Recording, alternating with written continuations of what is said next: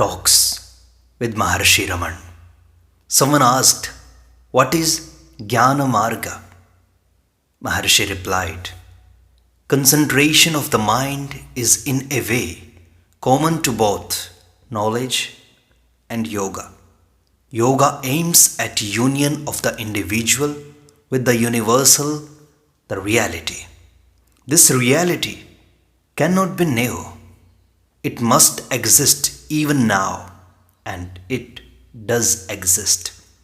Therefore, the path of knowledge tries to find out how Viyoga, separation, came about. The separation is from the reality only." Questioner: "What is illusion?" Maharshi: "To whom is the illusion? Find it out.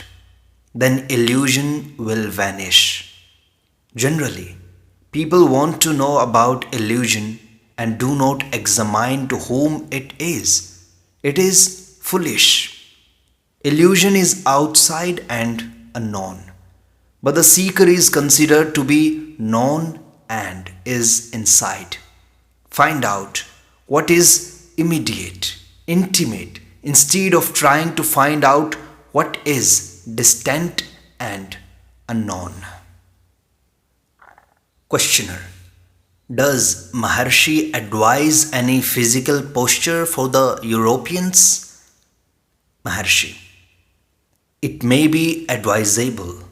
However, it must be clearly understood that meditation is not prohibited in the absence of asanas or prescribed times or any accessories of the kind."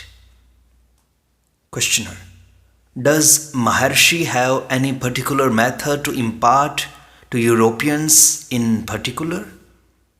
Maharshi: "It is according to the mental equipment of the individual.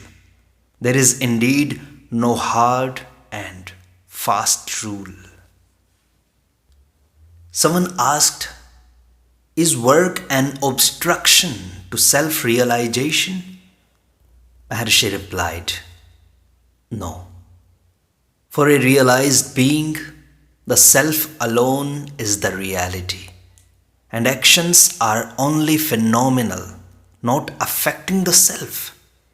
Even when he acts, he has no sense of being an agent. His actions are only involuntary, and he remains a witness to them without any attachment. There is no aim for this action.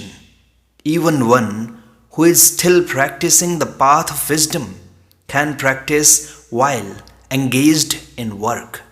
It may be difficult in the earlier stages for a beginner, but after some practice, it will soon be effective, and the work will not be found a hindrance to the meditation." So Maharshi, what is the practice?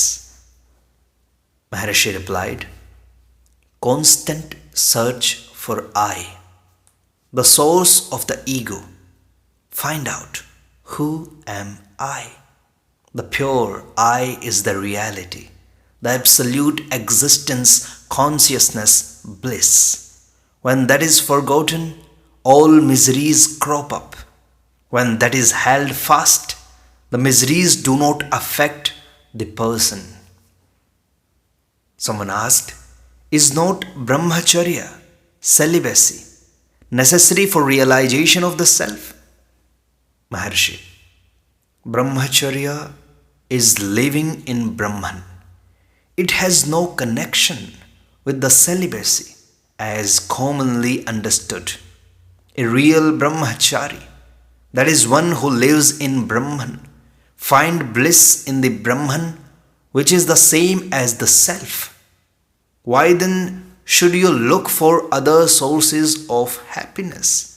In fact, the emergence from the self has been the cause of all the miseries." Someone asked, "Celibacy is a sine qua non for yoga?"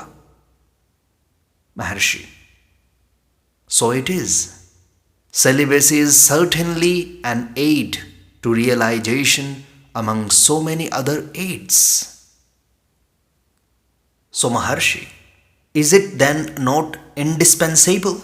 Can a married man realize the self? Maharshi replied, certainly. It is a matter of fitness of mind. Married or unmarried, a man can realize the self because that is here and now.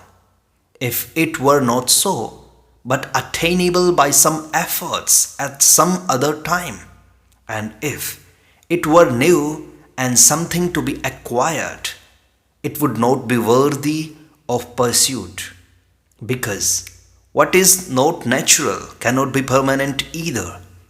But what I say is that the self is here and now and alone.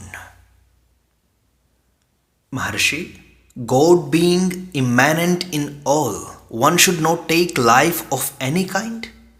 Is society right in taking the life of a murderer? Can the state do so either? The Christian countries begin to think that it is wrong to do so. Maharshi replied to this, what is it that prompted the murderer to commit the crime? The same power awards him the punishment. Society or the state is only a tool in the hands of the power.